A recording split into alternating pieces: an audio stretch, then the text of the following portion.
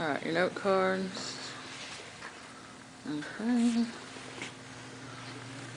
1, 2, 3, 4, 5, 6, and go.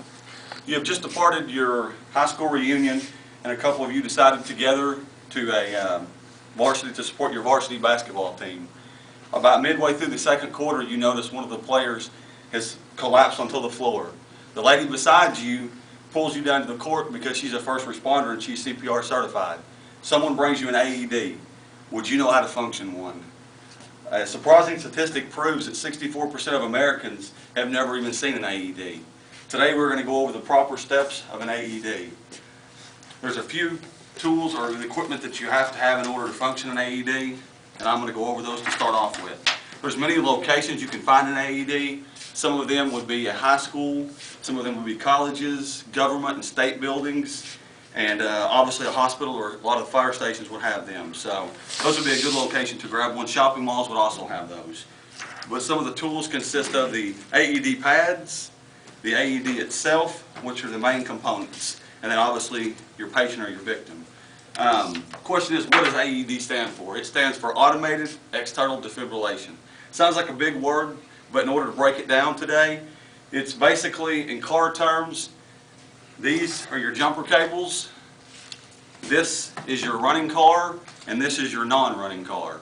So you're going to, initially, when you're going to turn the AED on, it speaks to you completely. You're going to get it out. Connect electrodes. And it speaks to you. It tells you that you want to connect your electrodes. And most all of them have universal cables. It'll tell you here. Some of them will have a flashing light where you'll connect your electrode pads to. You can connect these right here, like so. And I'm going to hook this up, which is a remote to it. Electrodes. All right. Once you get everything prepared, then you can hook your electrodes up. There's a couple of places that you can hook the electrodes up to a patient, depending on the age. If it's a kid that's under 1 year old, it's not recommended. But from ages 1 to 8, if the only pads that you have are adult pads, you can hook one up in the front and you can roll them over, and you can hook the other one onto the back in the same exact spot.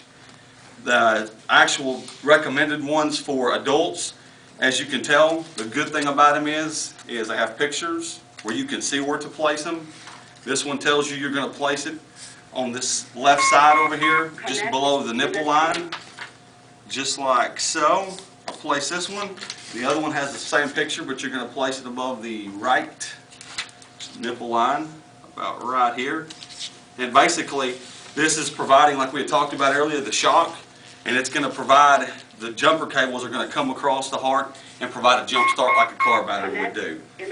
And as I had told you before, it speaks to you completely. It tells you what to do. Now that we have the electrodes connected, then you're going to stand clear of the patient and you're going to Push analyze. tells you to analyze. You want to make sure and be clear of the patient.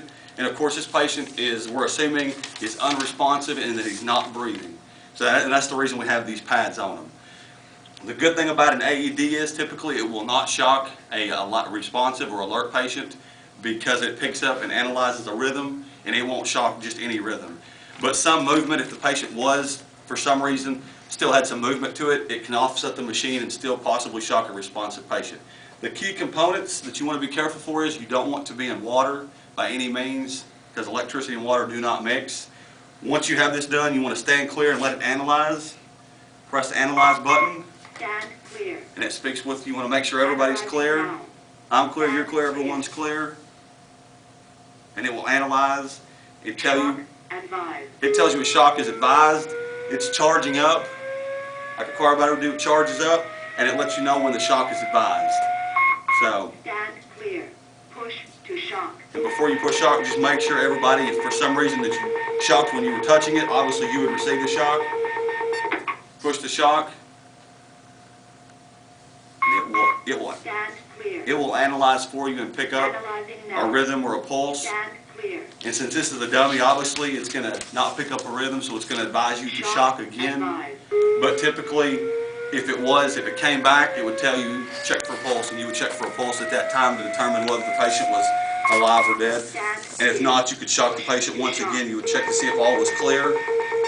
You could press shock again. So that would be what you would do for an AED, and it would just go back in the steps of what to do.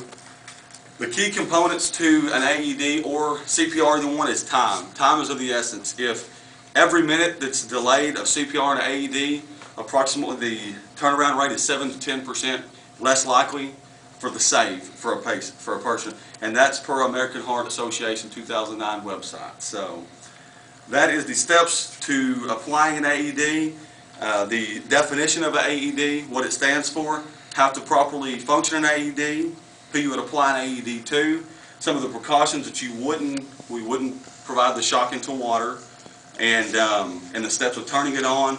Luckily, the thing, it speaks to you and tells you the exact steps to go through and how to apply them. It shows the picture on here of where to apply them, and everything is voice activated and voice command.